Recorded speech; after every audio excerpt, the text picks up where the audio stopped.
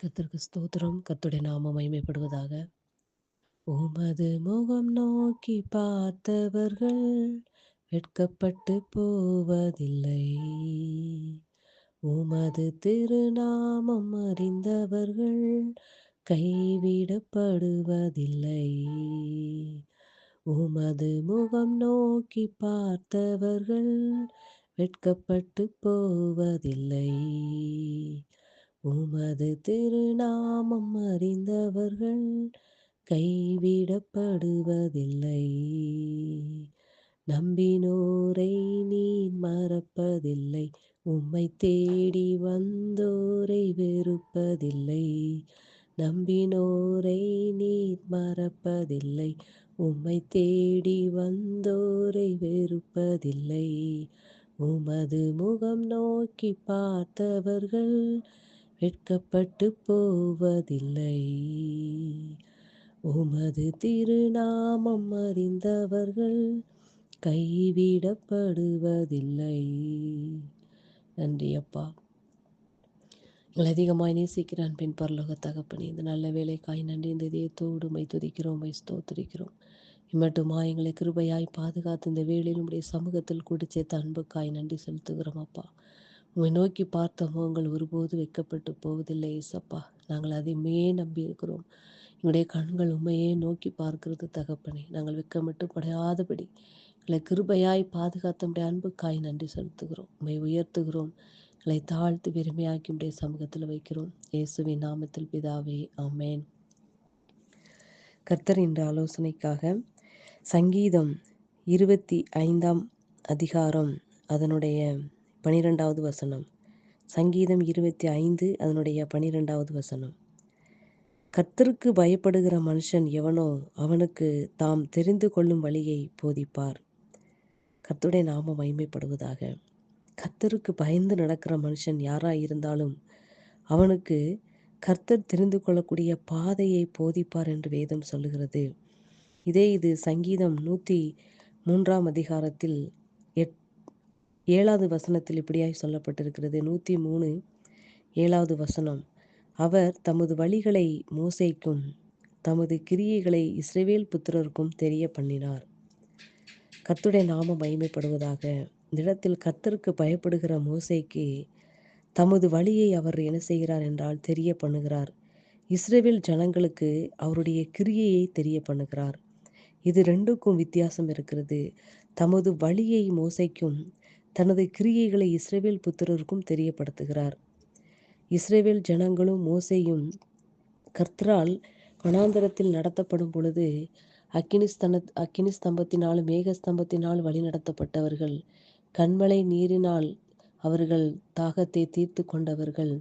சிவந்த சமுத்திரத்தின் வழியாக மோசேயும் கடந்து சென்றார். இஸ்ரவேல் ஜனங்களும் கடந்து சென்றார்கள். மாறா தண்ணீரையும் கடந்து போகும் பொழுதும் இஸ்ரவேல் ஜனங்களும் சென்றார்கள், மோசேயும் சென்றார்கள். ஆனாலும் இந்த இடத்தில் கர்த்தர் மோசேக்கு தமது வழியை தெரியப்படுத்துகிறார்.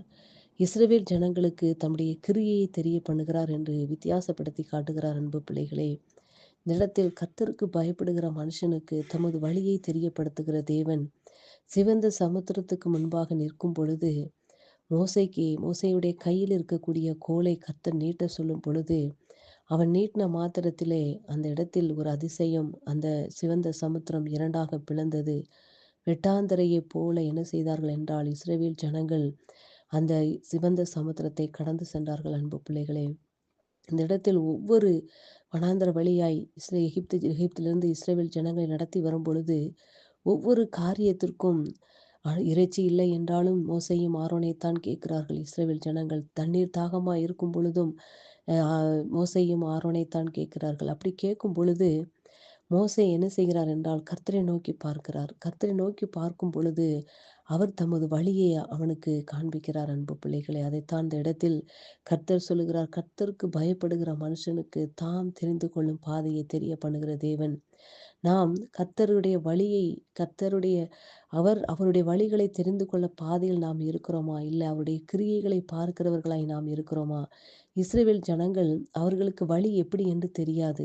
ஆனால் கர்த்தர் செய்யக்கூடிய கிரியைகளை, அதாவது சிவந்த சமுத்திரத்தை 2ஆக பிளந்தது, கன்மலையிலிருந்து நீர் வருவது, அப்புறம் மாறாவின் தண்ணீரை மதுரமாய் மாற்றினது, எரிகோவை கடக்க பண்ணது. இப்படிப்பட்ட எல்லா காரியங்களையும் கிரியைகளைத்தான், கர்த்தருடைய கிரியைகளையும் அற்புதங்களையும் அதிசயங்கள் தான் அவர்கள் பார்த்தார்கள்.